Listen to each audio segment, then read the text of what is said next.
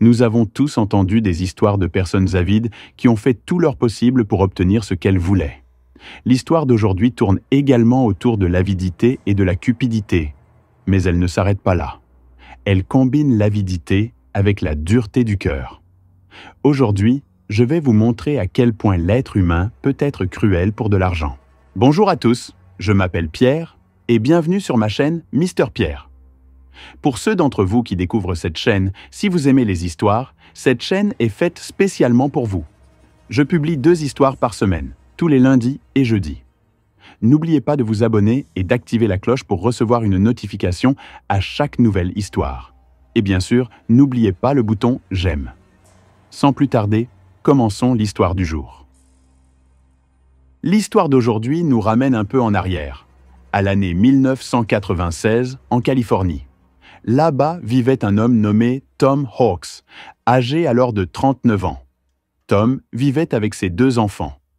Il avait été marié, mais il s'était séparé de sa femme et ses enfants vivaient avec lui. C'est à cette période, après sa séparation, qu'il fit la connaissance d'une femme nommée Jackie, et ils se marièrent rapidement. Ils s'entendaient très bien, et Tom sentait qu'elle était la femme de ses rêves, celle qu'il attendait depuis longtemps. Jackie avait un lien étroit avec les enfants de Tom. Elle les aimait comme s'ils étaient les siens, et les enfants la considéraient comme leur mère, l'appelant même maman. Jackie avait eu un accident de moto par le passé, ce qui l'avait rendue stérile, la privant ainsi de la maternité.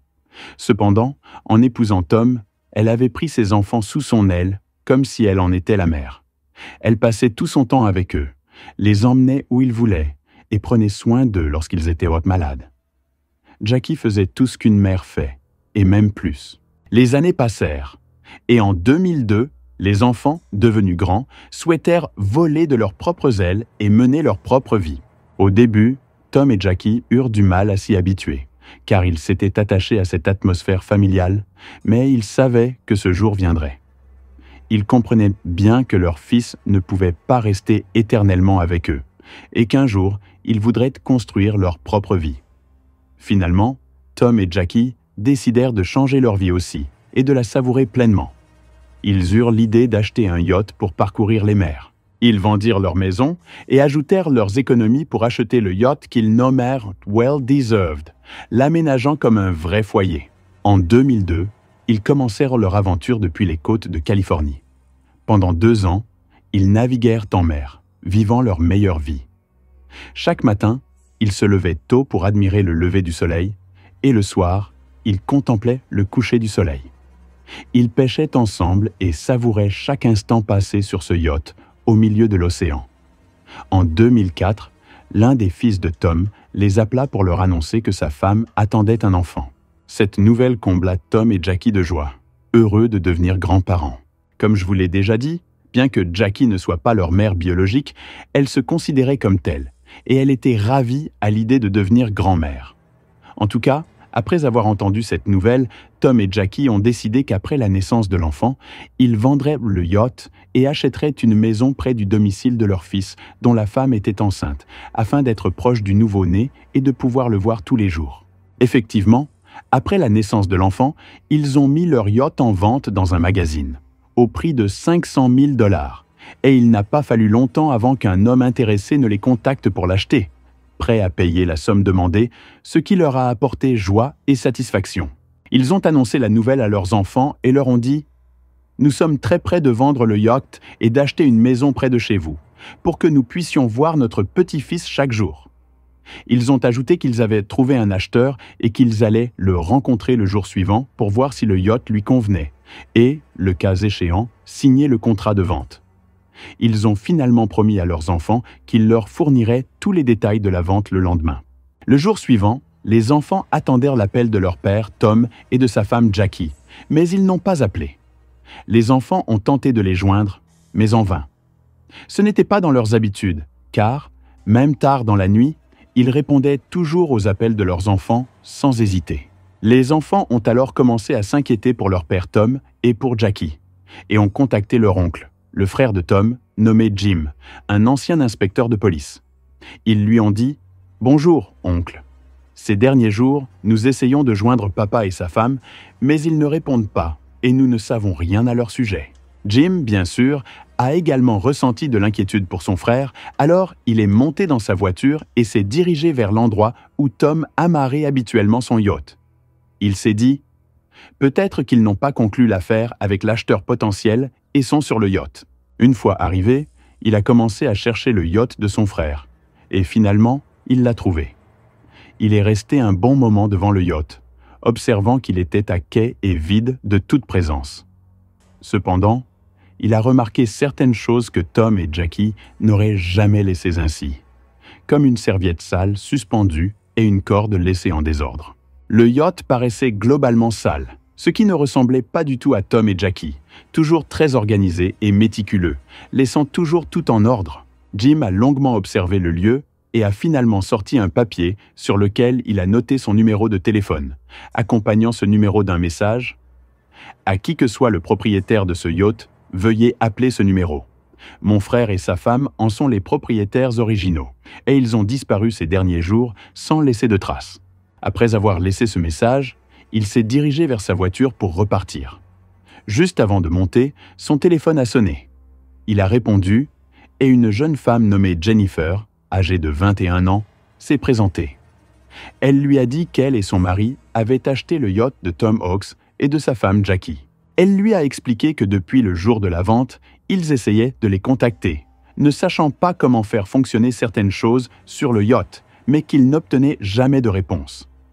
Elle lui a demandé s'il pouvait joindre son frère pour lui dire de venir les voir au yacht, afin qu'il leur montre le fonctionnement de certains équipements et qu'ils récupèrent certaines de leurs affaires qu'ils avaient oubliées à bord. Jim lui a répondu « D'accord ». Il lui a alors demandé « Quand avez-vous vu Tom et sa femme pour la dernière fois ?» Elle lui a répondu « Le jour de la vente, nous les avons rencontrés, signé le contrat de vente. Et après cela, ils sont montés dans leur voiture et sont partis. » Il lui dit « Merci beaucoup ». Puis, il raccrocha et resta assis un moment dans sa voiture, réfléchissant « Où pourraient être Tom et sa femme? Pourquoi n'ont-ils contacté personne pour donner de leurs nouvelles ?» Il ne fallut pas longtemps avant qu'il se rappelle d'une femme nommée Patricia. En effet, Tom lui avait confié la responsabilité de gérer les paiements des impôts, des assurances et de tout ce qu'il devait à l'État, car Tom et sa femme passaient la plupart de leur temps en mer. Patricia était donc la personne chargée de tous les documents et des obligations financières de Tom. Il alla la voir et lui demanda « As-tu vu Tom et Jackie récemment ?» Elle répondit « Non, je ne les ai pas vus, et ils n'ont pas pris contact avec moi du tout. » Il lui demanda alors « N'ont-ils pas déposé une grosse somme d'argent sur leur compte en banque? Car, normalement, s'ils ont vendu le yacht, ils devraient avoir déposé 500 000 $ sur leur compte. » Elle lui répondit « Non, ils n'ont déposé aucune somme d'argent. » Mais elle ajouta « Attends un instant, je vais vérifier pour toi. » Elle appela alors la banque où Tom avait ses comptes, et ils lui confirmèrent qu'aucun dépôt n'avait été effectué. À ce moment-là, Jim, le frère de Tom, se rendit directement à la police pour signaler la disparition de Tom Hawks et de sa femme Jackie Hawks.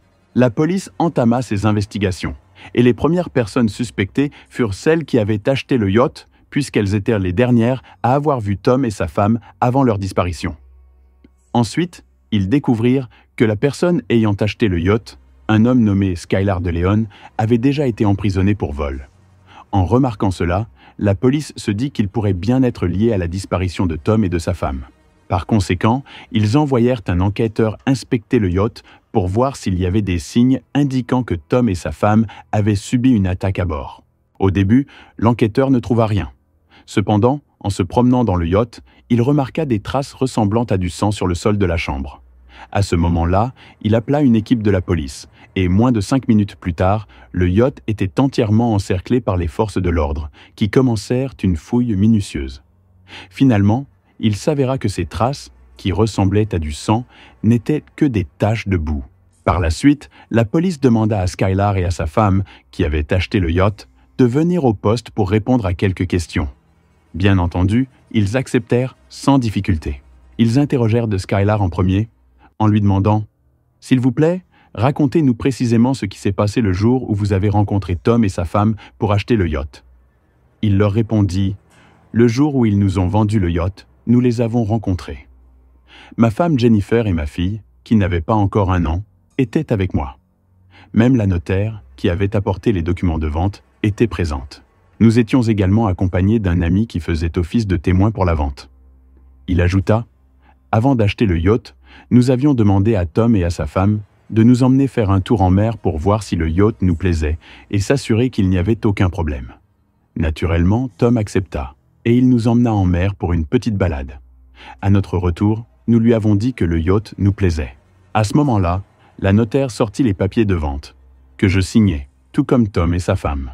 À la fin, nous leur avons donné un sac rempli d'argent, avec environ 500 000 $ à l'intérieur. Puis il ajouta, « Juste après avoir pris l'argent, ils se sont dirigés vers leur voiture, y sont montés et ont pris la route. » Un policier lui demanda, « D'où vient tout cet argent qui t'a permis d'acheter ce yacht ?» Il leur répondit, « Quand j'étais petit, j'étais acteur et j'ai joué dans la série Power Rangers, et c'est ainsi que j'ai gagné tout cet argent. » Mais la police ne crut pas ses paroles et lui dit, « Dis-nous la vérité, d'où vient tout cet argent ?» Il leur répondit, « Eh bien, je vais être franc, cet argent avec lequel j'ai acheté ce yacht, je l'ai volé. » Il expliqua qu'il avait attaqué, avec certains de ses amis, une maison où se trouvaient des trafiquants de drogue et qu'il leur avait volé tout l'argent qu'ils avaient. Ces trafiquants contactèrent la police et lui signalèrent qu'ils avaient été victimes d'une attaque. Mais la police ignorait qu'il s'agissait de trafiquants, elle pensait qu'ils étaient des citoyens ordinaires. Après de nombreuses enquêtes, la police identifia les auteurs de l'attaque et se rendit directement pour arrêter Skyler et son groupe. Avant d'être arrêté, il alla cacher l'argent volé quelque part et fut incarcéré. À sa sortie de prison, il se rendit à cet endroit, récupéra cet argent, mais comme il provenait du trafic de drogue, il ne pouvait pas le déposer en banque, car il n'était pas légal. Il pensa alors à une autre solution, le blanchiment d'argent. Blanchir de l'argent signifie rendre l'argent légal, et l'idée qu'il eut fut d'acheter ce yacht avec cet argent, puis de le revendre plus tard, pour que cet argent devienne légal, lui permettant d'en faire ce qu'il voulait. Si on lui demandait d'où venait cet argent, il répondrait « J'ai vendu mon yacht ». Personne ne pourrait alors le poursuivre et personne ne lui poserait la question « D'où provient cet argent ?» La police fut stupéfaite lorsque Skyler avoua lui-même le délit de blanchiment d'argent, mais, comme il s'était confessé de son plein gré, la police décida de le relâcher et lui fit savoir qu'il ne l'arrêterait pas pour blanchiment d'argent, et le laissèrent partir librement. La police commença alors à interroger la femme de Skyler, la notaire, et son ami qu'il avait prise avec lui comme témoin. Tous donnèrent la même version des faits. Ils affirmèrent que Tom et sa femme Jackie avaient signé le contrat, pris l'argent, monté dans leur voiture et pris la route. N'ayant plus de solution pour savoir ce qui était arrivé au couple ni où ils se trouvaient, la police fit appel aux médias. Ils diffusèrent une annonce sur toutes les chaînes de télévision concernant la disparition de Tom Hawks et de sa femme Jackie Hawks, montrèrent aussi des images de leur voiture et son numéro de plaque, et demandèrent aux citoyens de contacter la police s'ils voyaient cette voiture ou apercevaient ces personnes quelque part. Quelques jours passèrent après la diffusion de l'annonce.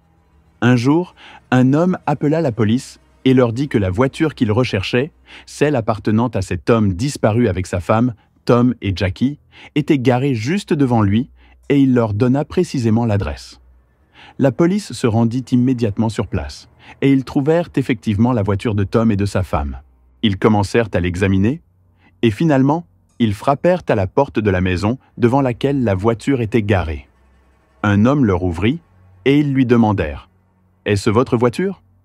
Il leur répondit « Non, ce n'est pas la mienne, elle appartient à un ami. » Ils lui demandèrent alors « Est-ce que le nom de votre ami est Tom Hawks et sa femme s'appelle Jackie Hawks ?» Il leur répondit « Non, c'est un ami qui s'appelle Skylar DeLeon. » À ce moment-là, la police réalisa que Skylar leur avait menti dans l'histoire qu'il leur avait racontée, et ils conclurent qu'il était lié à la disparition de Tom et de sa femme. La première chose qu'ils firent fut de convoquer la notaire qui était présente le jour de la vente, celle qui avait apporté les documents de vente que Tom et sa femme avaient signés pour vendre le yacht à Skylar. Ils l'avaient déjà interrogée auparavant, et elle avait confirmé qu'elle avait apporté le contrat de vente et que Tom l'avait signé, ainsi que sa femme Jackie, et Skylar aussi, avant de prendre l'argent et de partir dans leur voiture. Quoi qu'il en soit, ils firent revenir cette dame, qui s'appelait Kathleen Harris. Elle n'avait aucun casier judiciaire et travaillait comme notaire, bien établie dans son métier et sans aucun besoin financier particulier. Les policiers lui posèrent à nouveau la même question. « Parlez-nous du jour de la vente, que s'est-il passé exactement ?» Elle répéta la même histoire. Tom et sa femme Jackie ont signé le contrat. Skylar a également signé, puis ils ont pris l'argent et sont montés dans la voiture, etc. Les enquêteurs lui dirent alors « Vous mentez ? Dites-nous la vérité. » Au début, elle ne voulait rien avouer, mais après la pression de la police, elle finit par avouer et leur dit « En réalité, je n'ai jamais rencontré Tom et sa femme. Je ne les ai jamais vus de ma vie. » Elle ajouta qu'elle travaillait comme d'habitude jusqu'à ce que Skylar vienne la voir et lui offre beaucoup d'argent pour qu'elle raconte cette histoire.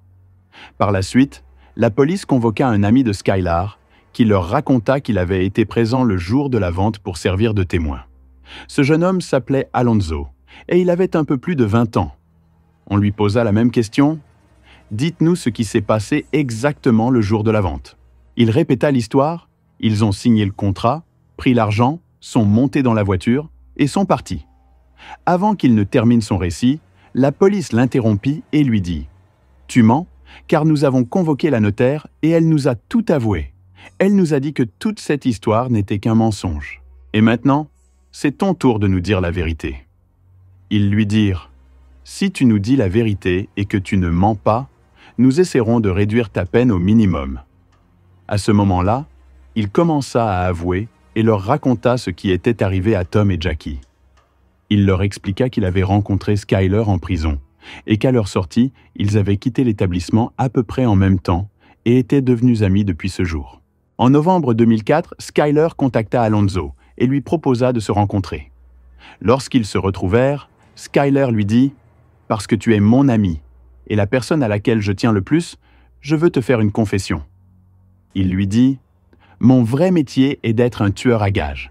Les gens me paient pour éliminer la personne de leur choix. Mais je ne tue que les mauvaises personnes, les malfrats. » Skylar lui expliqua qu'un homme lui avait payé pour éliminer 2 personnes très mauvaises, ces personnes étant Tom Hawks et sa femme, Jackie Hawks.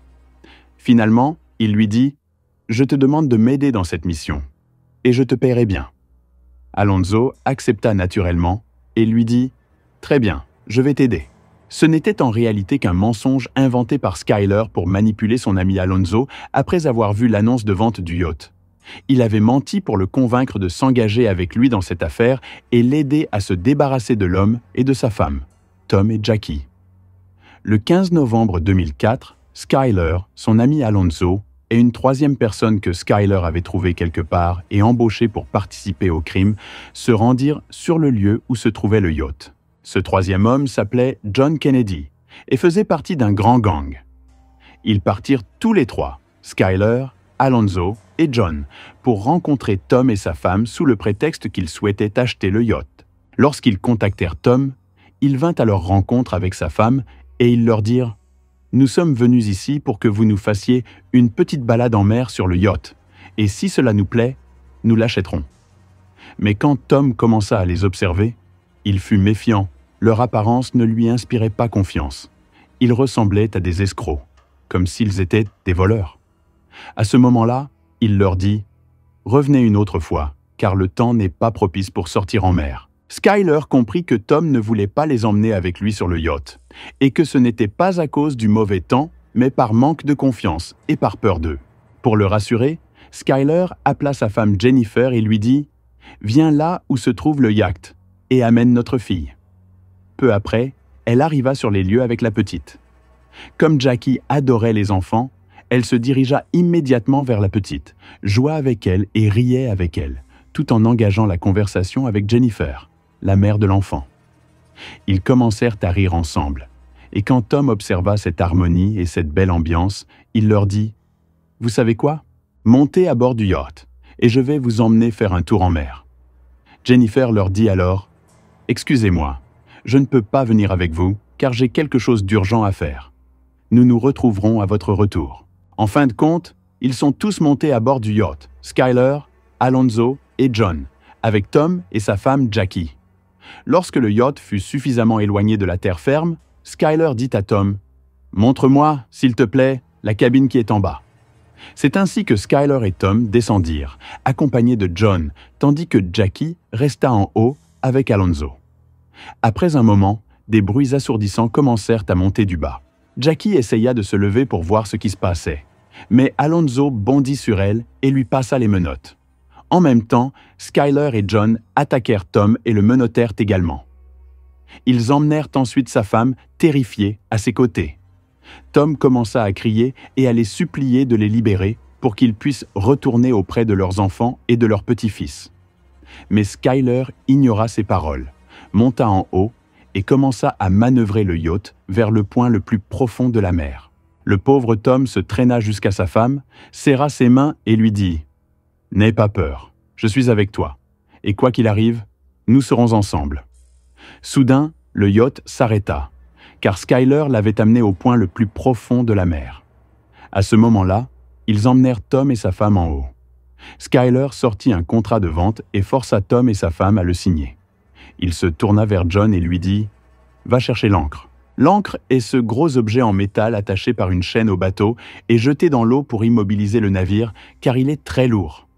Lorsque Tom et sa femme entendirent parler de l'ancre, ils comprirent qu'ils allaient subir quelque chose de terrible. Ils commencèrent à supplier et à pleurer, disant « Nous vous donnerons tout ce que vous voulez, en échange de nous laisser retourner auprès de nos enfants. » Mais malheureusement, ils n'eurent aucune pitié. Ils les attachèrent ensemble avec des cordes, les liant également à l'ancre. Sans la moindre compassion, ils jetèrent l'ancre à la mer, entraînant Tom et Jackie avec elle. Tom et Jackie essayèrent de résister pour ne pas tomber à l'eau, mais ils ne purent pas, surtout que leurs mains étaient menottées. Lorsqu'ils tombèrent dans la mer, ils étaient encore en vie, mais l'ancre les tirait vers le fond, jusqu'à ce qu'ils disparaissent complètement de la surface. Skyler, les observant disparaître, se mit à rire et serra la main de ses complices. Après avoir commis ce crime odieux, Skyler ramena le yacht à son point de départ. C'est l'histoire qu'Alonzo raconta à la police, après quoi ils se rendirent immédiatement pour arrêter John, Skyler et sa femme. Bien qu'elle ne fût pas présente sur le yacht, c'est elle qui avait eu l'idée, qui avait proposé le yacht à son mari et élaboré le plan pour tuer Tom et Jackie pour de l'argent. Dans un premier temps, lorsqu'elle est allée les voir ce jour-là au yacht avec sa fille, comme je vous l'ai mentionné précédemment, c'était uniquement pour que Tom et Jackie puissent gagner la confiance de ce groupe de criminels et monter avec eux à bord du yacht. Elle savait qu'ils allaient les tuer, et même comment ils allaient les tuer. La police est allée chez Skyler et sa femme et y a trouvé de nombreuses affaires appartenant à Tom et Jackie, parmi lesquelles se trouvaient leurs caméras. Lorsqu'ils l'ont examiné et regardé ce qui avait été enregistré, ils ont d'abord trouvé des vidéos de Tom et sa femme heureux sur le yacht, puis ils ont également trouvé des vidéos de Skyler et sa femme, heureux lors de la fête du Nouvel An. Imaginez donc, après avoir tué cet homme et sa femme et volé leur yacht sans la moindre gêne ni honte, ils ont pris leur caméra et ont commencé à filmer leur vie comme si de rien n'était. Parlons maintenant de la sentence. Alonzo, ayant avoué à la police et raconté toute l'histoire et ayant obtenu la promesse d'un allègement de peine, a été condamné à seulement 20 ans de prison. Quant à Jennifer, elle a été condamnée à perpétuité et ne pourra jamais sortir de prison. En ce qui concerne Skyler et John, ils ont été condamnés à la peine de mort. C'était l'histoire d'aujourd'hui. Merci beaucoup d'avoir suivi jusqu'à la fin. On se retrouve pour une nouvelle histoire. Prenez soin de vous.